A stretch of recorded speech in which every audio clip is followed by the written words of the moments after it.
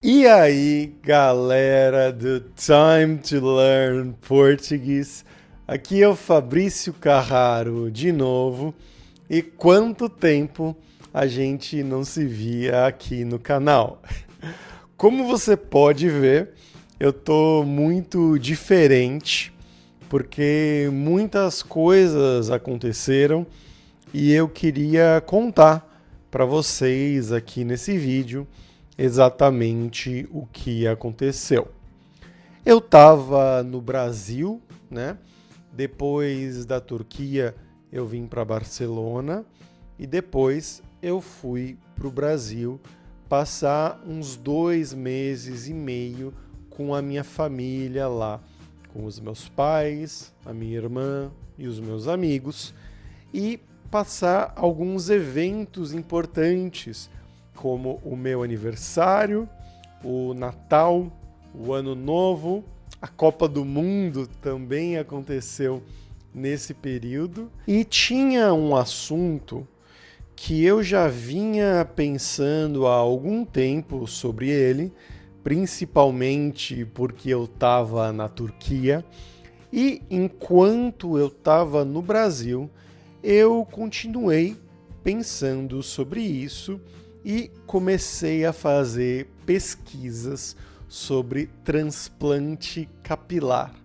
É o transplante de cabelo. É uma operação que está muito popular agora no mundo, principalmente na Turquia.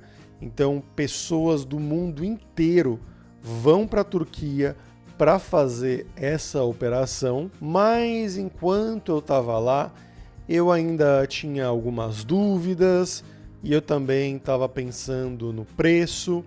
Enfim, eu resolvi não fazer essa cirurgia por lá, mas no Brasil isso continuou na minha cabeça porque era uma coisa que me incomodava já há algum tempo, né? Eu tô com 34 anos de idade agora e eu notava já uma queda de cabelo começando a crescer, principalmente aqui na frente, nas duas entradas de cada lado, no meio também e aqui na parte superior, no topo da cabeça. Mas o que mais me incomodava era aqui na parte frontal mesmo, na parte da frente. E eu sei que para muitas pessoas isso é uma coisa que não importa absolutamente nada, mas para mim importava porque me incomodava um pouco. E aí, enquanto eu estava no Brasil, eu fui pesquisar mais sobre médicos que fizessem esse procedimento no Brasil e eu acabei encontrando a doutora Tayana, muito boa médica, é uma dermatologista que tinha já alguma experiência nessa área. O preço da cirurgia era acessível. O pós-operatório, ela me disse que seria muito fácil, que eu poderia fazer inclusive na Espanha, onde eu estou agora. Eu já voltei do Brasil para Barcelona. Então, depois de pensar por algumas semanas lá no Brasil, eu resolvi fazer a cirurgia. E eu vou contar para vocês como funciona. Eu vou colocar aqui algumas fotos que vocês talvez não queiram ver, algumas fotos um pouco nojentas da cirurgia. Então, se você não quiser ver, você pode pular para frente ou assistir um outro vídeo depois, mas é isso aqui que eu vou contar. Basicamente, você marca o dia da cirurgia e eu tinha que chegar lá muito cedo. Algumas cirurgias que a doutora Tayana faz acontecem às 6:30 da manhã, então você tem que estar no consultório às 6:30 da manhã. A minha foi um pouquinho mais tarde, às 8 da manhã, mas eu tive que acordar às 6 para poder tomar banho, me preparar e chegar lá às 8 da manhã, porque era longe da minha casa o lugar do consultório. E quando eu cheguei lá, ainda não tinha praticamente ninguém. Eu fiquei esperando e começaram a chegar as enfermeiras, depois chegou a doutora e ela foi fazer a anamnese comigo. Na verdade, a gente já tinha tido uma consulta anteriormente, mas naquele momento ela queria saber exatamente o que eu esperava, o que eu queria ter depois da cirurgia. E ela começou a fazer a marcação, os desenhos aqui na minha cabeça. Eu vou mostrar uma foto com esses desenhos na cabeça. E nessa cirurgia, é uma técnica nova, desenvolvida, acredito que na Turquia, eles removem os folículos um por um. Então, eles vão na parte de trás da cabeça, que é onde geralmente tem muito cabelo ainda, e eles removem um por um os folículos e depois eles plantam aonde você quiser. No meu caso, eu queria plantar a maioria aqui na parte frontal, mas a doutora falou que iria plantar também alguns folículos, uma quantidade aqui no topo da cabeça, porque ali também tinha uma perda de cabelos já. E aí eu coloquei aquela roupa de hospital, fiquei só com a cueca por baixo.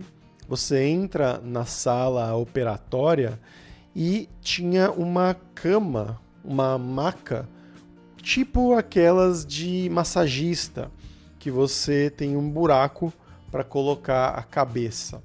Eu tomei uns remédios, porque eles não te dão anestesia geral, eles te dão anestesia local na cabeça, mas como é uma cirurgia muito longa, que eles têm que remover folículo por folículo e depois plantar todos eles na frente, por exemplo, eles te dão umas pílulas para você dormir durante a maioria desse processo. Então, eu entrei nessa sala, ela me deu os remédios, eu tomei, eu deitei com a barriga para baixo, coloquei a cabeça nesse buraco lá, e aí ela começou a aplicar as injeções de anestesia.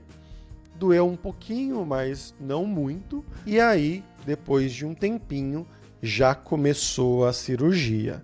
Eu sentia uma pressão aqui na parte de trás dela, fazendo as cavidades, os buracos para remover os folículos, mas não sentia dor absolutamente nenhuma, zero de dor. E aí eu acho que eu fiquei acordado por ainda uma hora e meia talvez, e eu não vi o tempo passar. Como eu falei, eu cheguei no consultório às 8 da manhã, a cirurgia começou em torno das 9 da manhã, e aí eu estava acordado, totalmente consciente, só que uma hora do nada, eu ainda estava consciente na minha cabeça, mas eu ouvi as enfermeiras falando alguma coisa que, nossa, já são 3 da tarde, a gente vai embora daqui a pouco. 3 da tarde? Eu achava que ainda era 10h30, 11 horas da manhã. Ou seja, em algum momento aí eu peguei no sono e eu só acordei no final da cirurgia. Então, de 6 ou 7 horas, eu dormi quase 5 horas, que foi bem tranquilo. E aí você pode sair no mesmo dia, eles enfaixam a sua cabeça, colocam faixas e você vai para casa na mesma hora. A minha mãe veio me buscar e nesses primeiros dias você não pode dormir deitado, porque tem muito sangue ali, muitas coisas que podem acumular na sua testa, por exemplo. Então, eles recomendam dormir no ângulo de 45 graus, inclinado, com muitos travesseiros aqui. Eu achei que seria impossível para mim, mas no final das contas, eu consegui dormir até que bem nesses primeiros dias. E aí, depois de 24 horas, você tem que remover essas faixas, essas bandagens, mas ainda não pode lavar no chuveiro. Tem um vídeo aqui também, que é a minha mãe fazendo esse processo, aplicando muita água e soro fisiológico para soltar essas bandagens que estavam grudadas na minha cabeça. E eu vou falar que a parte de trás, que é a área doadora, doeu muito para tirar essas bandagens. Era uma ferida viva, mas a parte da frente, aonde foi plantado o cabelo, não doeu absolutamente nada. E a dor foi só nesse momento de remover as bandagens.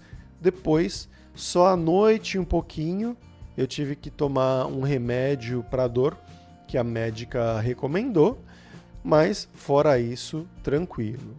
E aí, depois de mais um dia, vai ser o primeiro banho e a partir daí você tem que lavar a cabeça todos os dias com um shampoo especial dermatológico que a doutora recomendou, porque começa a formar casquinhas nesses lugares, na sua cabeça inteira, e você tem que começar a soltar essas casquinhas, a cicatrizar elas.